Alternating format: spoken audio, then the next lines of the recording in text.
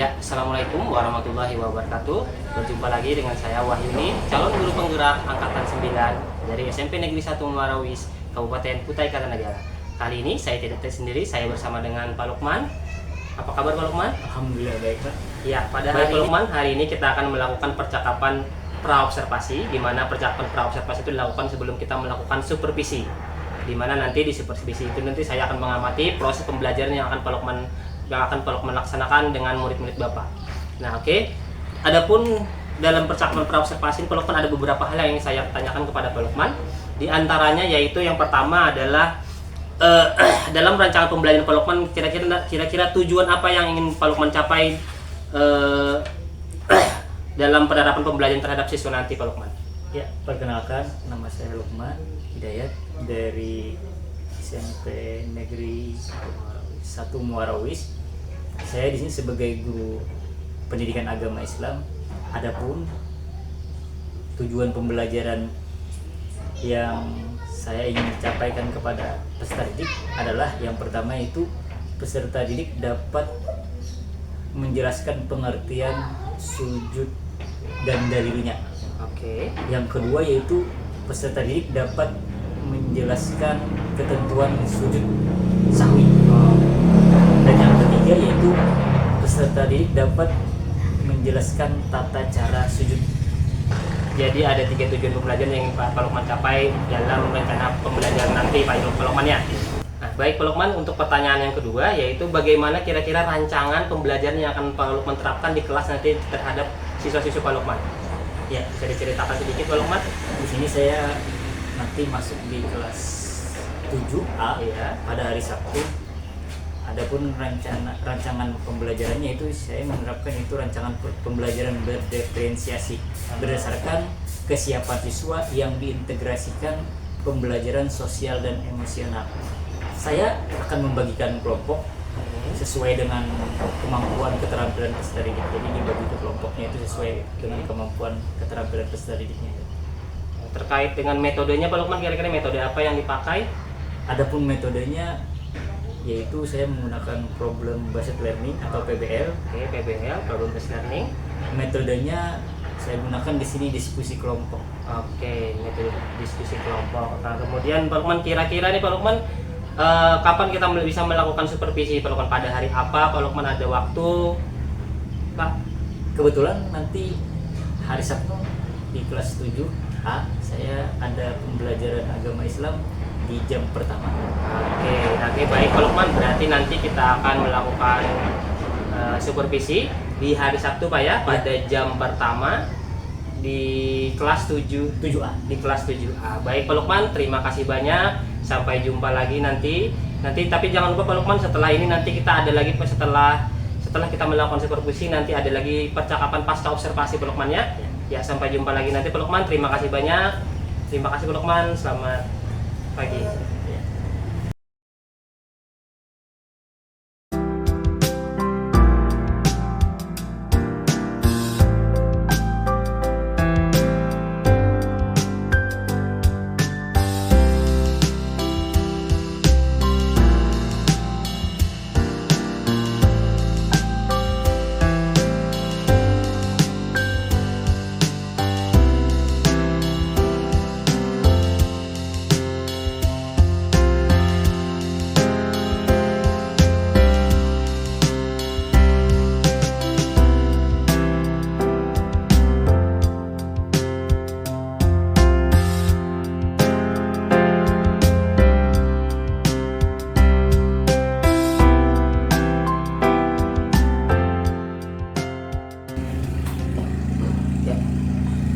Assalamualaikum warahmatullahi wabarakatuh. Berjumpa lagi dengan saya Wahyuni, calon guru penggerak Angkatan 9 dari SMP Negeri 1 Muarawis, Kabupaten Kutai Kartanegara.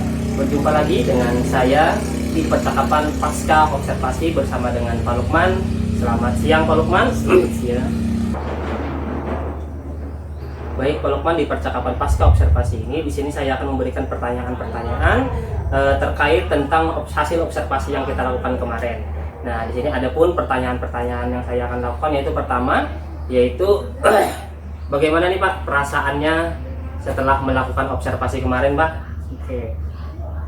Yang pertama perasaannya mungkin karena dilihat, diawasi, mungkin untuk perasaan saya agak gugup, canggung juga karena mungkin belum terbiasa diawasi.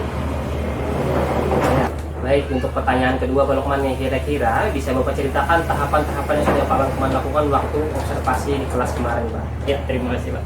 Untuk tahapan-tahapan yang saya persiapkan yaitu yang pertama itu membuat perencanaan dulu Pak. Setelah itu menyiapkan media bahan ajarnya, itu media pembelajarannya, LKPD-nya, dan asesmennya.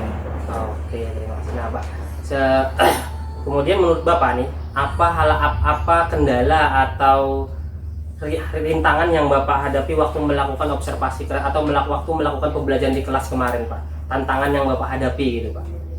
Tantangan yang mungkin hampir sama setiap guru melaksanakan tantangan pada saat pembelajaran di dalam kelas, yaitu pada saat diskusi kelompok Pak. Yang pertama, karena diskusi kelompok ini duduknya bersamaan, mungkin bisa yang pertama tuh ribut, terus lagi yang kedua kurang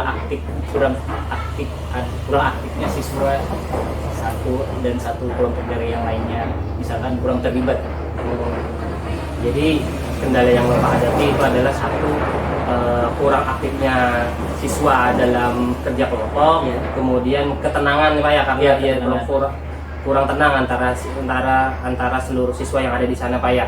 Nah, kira-kira menurut Bapak mengapa tuh mereka jadi ada yang kurang aktif atau mereka ribut sendiri di kelompoknya, kira-kira itu mengapa sebabnya Pak ya?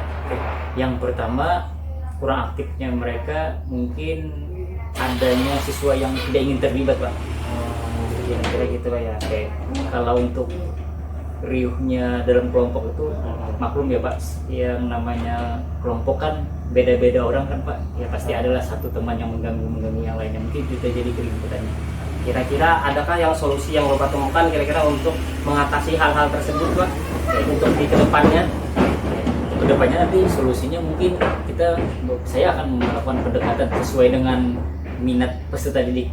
Jadi membaginya sesuai dengan gaya belajar. Oh iya, dicontohkan saya disesuaikan dengan gaya belajarnya Pak ya. Iya, misalkan ada yang auditory, ada yang visual, ada yang kinestetik. Jadi dibaginya sesuai gaya belajarnya. Jadi agar mereka membuat nyaman pada saat diskusi kelompok nanti.